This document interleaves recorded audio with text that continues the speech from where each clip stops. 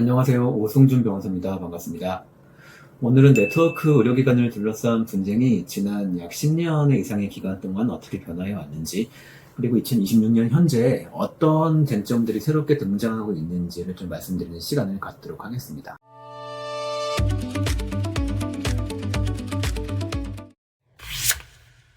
제가 이 네트워크 의료기관 분쟁에 처음 관심을 갖게 된 계기는 제가 변호사 생활을 시작한 지 얼마 안 됐을 때부터입니다. 그때 제가 당시에 의료 전문 로펌으로 이직한 뒤에 초창기에 맡았던 사건 중에 하나가 한방병원 네트워크 관련 사건인데, 아마도 거의 15년에서 20년 정도 지난 사건인 것 같아요. 그때는 지금과는 달리 의료인이 다른 의료기관의 경영에 어디까지 관여할 수 있는지가 법적 경계가 상당히 불명확한 상태였고, 의료인이 여러 의료기관의 개설자로 직접 등록이 안 되어 있다면 다른 의료기관의 경영에 일정한 범위 내에서 관여하는 것이 위법하지 않다는 것이 법원과 보건복지부의 기본적인 태도였습니다. 그래서 그 사건에서는 한의사가 여러 의료기관의 경영에 관여하면서 사실상 지분을 보유하고 그 지분에 따라 수익을 배분받는 구조가 문제가 되었는데, 저희는 당시에 네트워크 본부 측, 정확히 말하면 전체 네트워크를 이끌던 대표 한의사 측을 대리해서 소송을 진행했습니다. 결과적으로 저희가 승소 판결을 받게 되었는데요.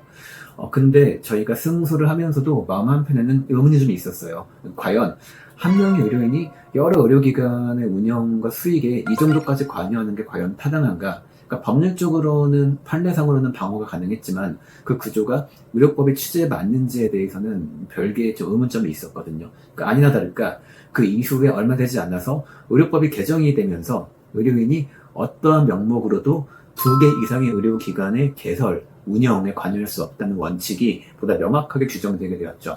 현재 의료법 제33조 8항에 정하고 있는 이른바 의료인 복수 개설 금지 원칙이 명확해진 건데요. 그 사건을 계기로 저는 이제 네트워크 의료기관과 MSO, 그러니까 즉 경영 지원에서 관련된 문제에 꾸준히 관심을 갖게 되었습니다. 그 이후로 이름만 들어도 알 수 있는 대형 미용 의료 네트워크를 비롯해서 여러 네트워크 병원들과 MSO들의 설립, 소송 자문 등을 계속 담당해 왔습니다. 초창기 네트워크 병원 분쟁들의 메인 주제는 주로 이 계약의 유효성에 많이 쏠려 있었어요. 그래서 초창기 분쟁에서 가장 많은 질문은 이 계약 자체가 유효한 거였습니다. 왜냐하면 그 당시에는 네트워크 본부와 지점 의료기관 사이 계약이 의료법을 위반하는 것은 아닌지, 그러니까 강행법규 위반이 아닌지, 그래서 무효가 아닌지 여기에 대한 좀 불확실성이 있었거든요. 왜냐하면은 실제로 대부분의 네트워크 의료기관의 본부의 구성을 보면 MSO의 대표이사도 의료인 1명, 주주도 대부분 의료인 1명이거나 그 가족들로 구성이 되어 있고, 결국 이게 MSO라는 조직을 이용해서 한 명의 의사가 여러 병원의 경영에 관여하는 게 아닌가, 그런 여러 병원의 운영 수익을 배분받는 게 아닌가, 이런 의문점들이 있었거든요. 실제로 그 당시에는 MSO 계약을 명분으로 해서 비의료인이 의료기관의 운영 수익을 직접 배분받거나 아니면은 다른 의료기관을 개설한 의료인이 지점들의 수익과 의사결정에 관여하는 구조가 상당히 많았죠. 그래서 겉으로는 경영지원 계약, 마케팅 계약, 전산 프로그램 사용 계약, 또는 브랜드 사용 계약, 이런 형태를 갖추고 있었지만 실제로는 복수의 의료기관의 운영이나 비의료인의 의료기관 개설 지배를 우회하기 위한 수단으로 많이 사용됐었다는 거죠. 그런 경우에는 아무래도 의료법상 강행법규에 위반되기 때문에 계약의 효력을 부정할 수 있다. 이런 논의들이 상당히 많았던 것입니다. 그러니까 제가 맡았던 실제 케이스에서도 이런 전형적인 사례가 있었는데요. 겉으로 보기에는 비교적 정상적인 네트워크 병원이었어요. 그러니까 본부가 지점 병원에 대해서 CRM 프로그램을 설치해주고 경영 관리, 전산 시스템 관리, 브랜드 마케팅 등 평범한 여러 가지 서비스를 제공해주는 내용으로 계약이 체결되어 있었죠. 이 본부와 지점 사이의 계약이 종료되는 과정에서 정상적 문제가 발생을 했는데, 이 본부는 계약에 따라서 지점이 일정 금액을 지급해야 된다고 주장을 했던 겁니다. 그 당시에 계약서만 놓고 보면 일반적인 MSO 네트워크 계약과 큰 차이가 없었기 때문에 처음에는 이 계약 전체가 무효가 될 수 있을지 상당히 의문점이 있었습니다. 그러니까 저희는 그 당시에 지점 원장님을 대리하고 있었고요.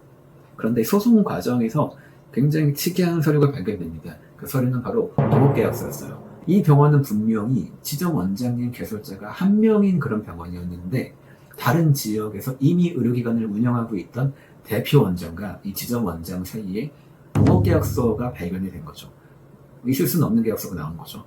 동업계약서에는 해당 지점의 수익을 50대 50 또는 60대 40과 같은 비율로 배분하기로 한 내용들이 포함되어 있었고, 결국 우리가 앞서 봤었던 여러 MSO 계약들은 결과적으로는 독립적인 경영 서비스의 대가를 지급하기 위한 계약이 아니라 별도로 체결한 동업계약의 수익 배분 약정을 실현하기 위한 수단에 가까웠던 것이죠.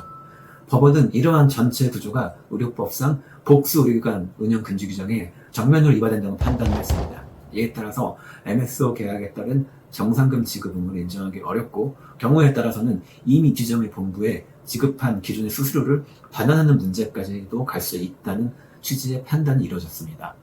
1심에서 이런 판단이 이루어지자 본부 측에서 이제 항소심에서 합의를 요구했고, 결국에는 저희가 대리하던 지점 원장 측이 굉장히 유리한 조건으로 규정이 성립되어서 사건을 마무리할 수 있었죠. 그러니까 이 사건에서 보여주는 건 분명하죠. 그러니까 계약서의 제목이나 형식 이런 것도 굉장히 중요하지만 실제로 더 중요한 것은 운영 구조가 어떻게 되어 있는지라는 것입니다. 계약서 상에 경영 지원 계약, 브랜드 사용 계약, 마케팅 대행 계약이라고 적혀 있다고 해서 그 계약이 당연히 적법해지는 것은 아니고, 실제로 의료기관을 지배하고 있는 자가 누군지, 누가 수익과 손실을 분담하는지, 의료기관의 주 의사결정을 누가 하는지, 이런 것들이 같이 검토가 돼야 된다는 거죠. 다만 매출의 일정 비율을 지급하는 정률 계약이라는 이유로 무조건 부여가 되는 건 아니고, 그런 계약들이 유효하다는 판단은 이미 수많은 하급심 판결을 통해서 이루어졌기 때문에 그것만 가지고 저희가 병원이 상장병원이다, 1인 1개소 원칙에 반하는 병원이다 이렇게 주장할 수는 없고요. 실제로 제공된 경영 서비스가 있는지, 수수료가 서비스와 내용의 가치에 비추어 합리적인지, 수수료가 의료기관의 경영 지배나 수익 배분 수단으로 사용되고 있는지, 이런 것들을 살펴봐야지 최종적인 판단을 할 수 있는 거죠. 다만 제가 지금 말씀드린 이런 쟁점들은 이미 과거에 많이 정리가 되어서 지금의 대다수의 의료기관들, 네트워크 병원들은 이렇게 상장병원이나 1인 1개소 원칙에 전면으로 반하는 케이스는 많지 않고, 있다고 할지라도 어느 정도는 경계선에 있어서 이제 방어 여지가 있는 것들이 많아요. 그럼에도 불구하고 제가 최근 몇 달 사이에 상담한 사례들 중에서도 상당히 불법적인 네트워크 병원들이 있었거든요. 그러니까 이 주제는 해묵은 주제이고 어느 정도 해소되기도 했지만 아직도 현재 진행형이다, 이 정도로 정리할 수 있겠습니다.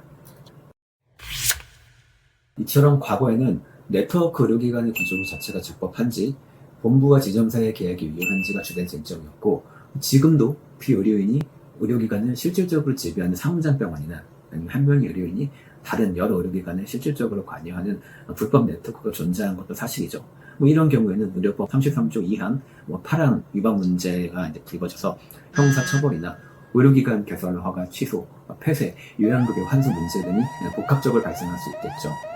다만 정상적으로 설계되고 운영되는 네트워크 의료기관 같은 경우에는 과거와 같은 구조적인 무효 논란은 상당 부분 줄어들었고, 대신에 최근의 분쟁의 중심은 다음과 같이 변화 있습니다. 예컨대 본부가 계약에서 약속한 지원을 제대로 이행하지 않았다거나, 지점이 본부의 운영 기준을 준수하지 않았다거나, 그런 과정에서 계약을 해지할 수 있는지, 그 계약을 해지할 때 발생하는 위약금이나 손해배상 문제는 어떻게 해결할 것인지, 이런 것들이 최근에 제가 담당하고 있는 네트워크 병원 분쟁들의 주된 쟁점이라고 보시면 될 것 같습니다.